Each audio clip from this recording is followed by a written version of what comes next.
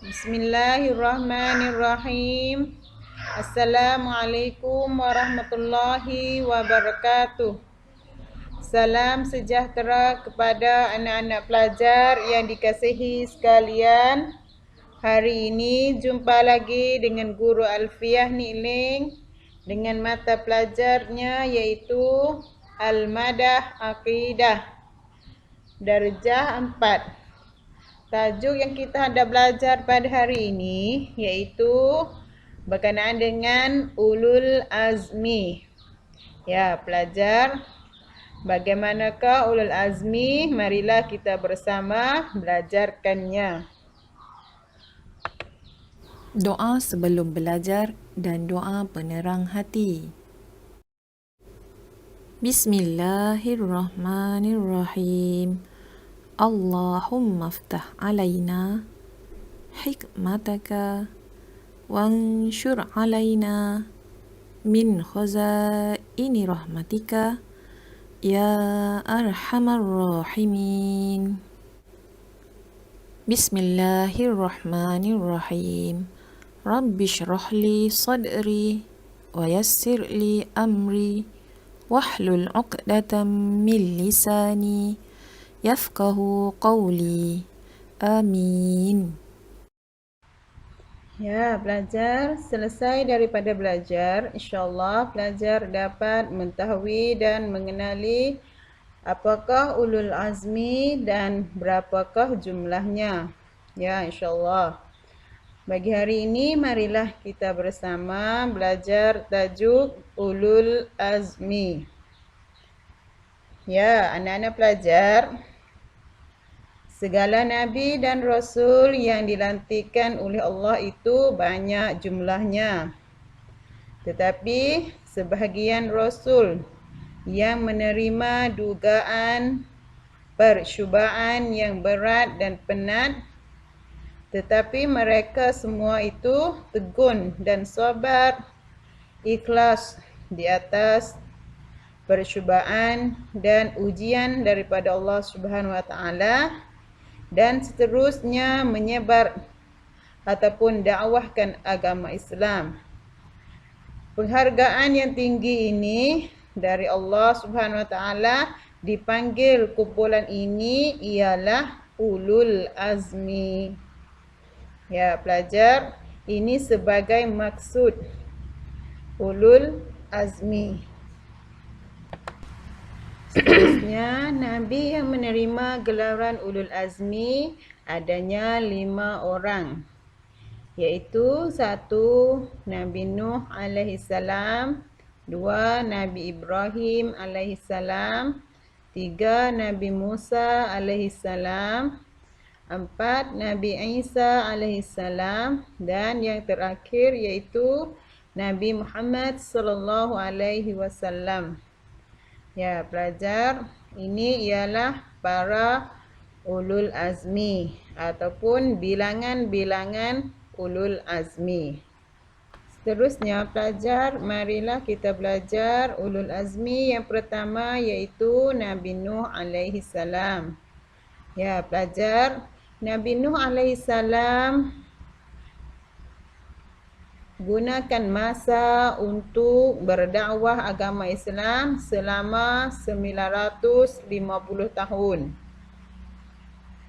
Ya, begitulah semasa Nabi Nuh alaihissalam telah pecahkan kaum-kaumnya jadi 2 bahagian, iaitu satu, kumpulan yang kaya dan kumpulan yang miskin.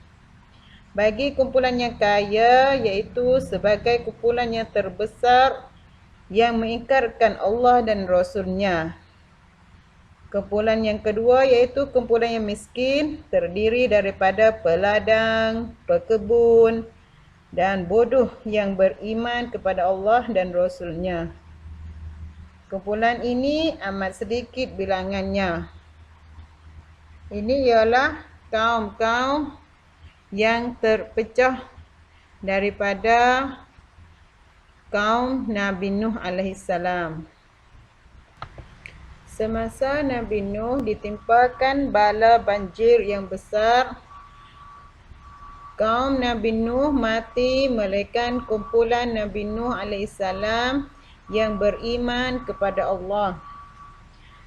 Sebelumnya Nabi Nuh dan kaum yang beriman membinakan satu bahtera yang besar untuk menyelamatkan kaumnya.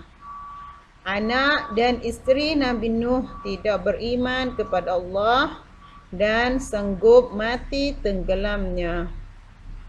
Selamatkan kaum Nabi Nuh dan bahtera berhenti di sebuah bukit yang bernamanya Al-Judi. Seterusnya, ulul azmi yang kedua iaitu Nabi Ibrahim alaihissalam. Ya, Nabi Ibrahim ialah seorang Nabi yang sangat berani berhadapan dengan orang kafir. Beliau menghentamkan patung-patung dengan kapak sehingga beliau dibakar dengan api yang bernyala-nyala, tetapi badan beliau tidak memusnahkan. Dengan Allah berfirman kepada api itu iaitu Qulna ya narukuni bardan wa salaman alal Ibrahim, yang bermaksudnya iaitu kami berfirman, kami di sini iaitu Allah pelajar, hei api, jadilah engkau sejuk serta selamat sejahtera kepada Ibrahim. Lalu itulah badan Nabi Ibrahim tidak memusnahkannya. Dan seterusnya Nabi Ibrahim juga pernah menghadap Raja Namruz untuk menyebarkan ajaran-ajaran Allah. Seterusnya Nabi Ibrahim mengorbankan anaknya Nabi Ismail alaihissalam. Pada satu ketika Nabi Ibrahim bermimpi bahawa telah menyembelih anak Ismail. Apabila hal ini ditahu oleh Nabi Ismail, lalu itulah Nabi Ismail alaihissalam dengan tabah hati menerima apa yang diceritakan dengan ikhlas. Dan lagi Nabi Ibrahim membinakan Kaabah. Dengan usaha dan kesabaran, lagi keikhlasan dan yang disanjung tinggi oleh Nabi Ibrahim, lalu tu Nabi Ibrahim alaihissalam berjaya mendirikan Kaabah, tempat ibadat yang menjadi kiblat sembahyang, tempat menunai fardu haji dan tempat perhimpunan tahunan umat Islam dari seluruh dunia sehingga sekarang ini.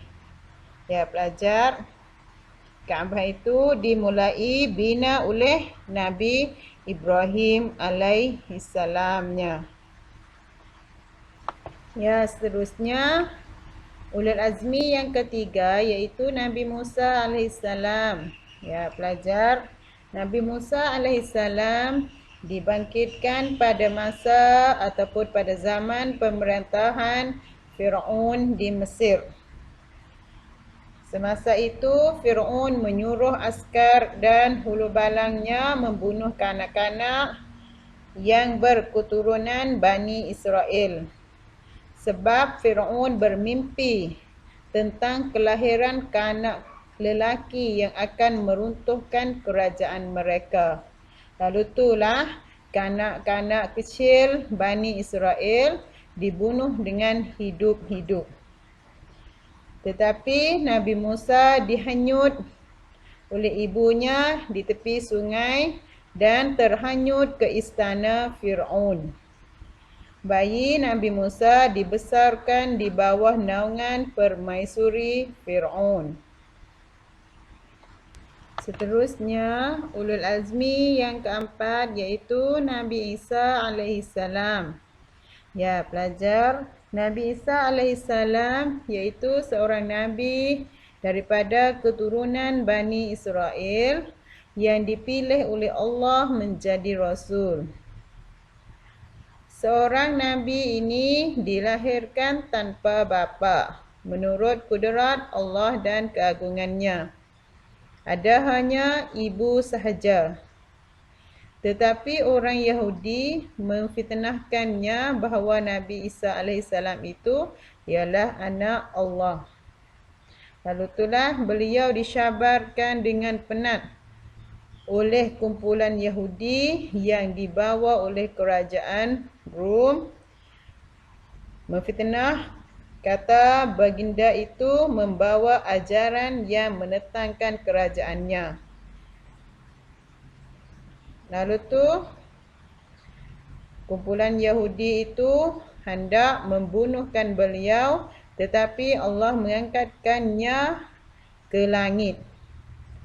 Sebelum kiamat, Nabi Isa akan menemui manusia sekali lagi untuk peringatan terakhir. Dan beliau menerima kitab Allah yang bernamanya iaitu kitab Injil. Ini ialah berkenaan dengan ulul azmi yang keempat Nabi Isa alaihissalam. Seterusnya ulul azmi yang terakhir iaitu Nabi Muhammad sallallahu alaihi wasallam. Ya pelajar, Nabi kita Muhammad sallallahu alaihi wasallam sebagai seorang nabi yang fasih dan lancar dalam percakapan, mudah difaham oleh setiap peringkatnya. Sedangkan baginda tidak pandai membaca dan menulis. Dan juga baginda seorang nabi yang digerun oleh musuhnya dengan sebab kebaikannya. Dan juga baginda seorang nabi yang jadi anak yatim, menumpang hidup dengan datuknya sahaja. Baginda seorang nabi terakhir untuk semua umatnya. Dan baginda menerima sembahyang 5 waktu dalam peristiwa Isra dan Mi'raj. Baginda seorang nabi yang menerima wahyu yang sempurna. Ya pelajar, inilah sebagai dugaan dan cubaan Nabi kita Muhammad sallallahu alaihi wasallam. Ya. Ya pelajar, akhirnya marilah kita bersama beri kesimpulan berkenaan dengan pelajaran yang kita sudah belajar pada hari ini, iaitu ulul azmi. Apakah pelajar ulul azmi? Ya, ulul azmi ialah Nabi dan Rasul yang dilantik oleh Allah sebagai Rasul yang menerima dugaan dan percubaan yang berat dan penat. Ya, berapakah pelajar bilangannya? Ya, bilangannya iaitu 5 orang. 1. Nabi Nuh alaihissalam. 2. Nabi Ibrahim alaihissalam. 3. Nabi Musa alaihissalam. 4. Nabi Isa alaihissalam. Dan yang kelima Nabi Muhammad sallallahu alaihi wasallam. Ya, pelajar, ini sebagai kesimpulan daripada pelajaran kita pada hari ini. Ya, insyaAllah pelajar semua dapatnya. Ya, pelajar, sudah selesai pelajaran kita pada hari ini.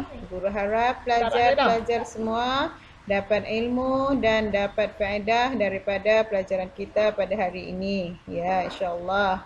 Bagi hari ini, akhir dengan kata wabillahi taufiq wal hidayah. Wassalamualaikum warahmatullahi wabarakatuh. Sekian, terima kasih.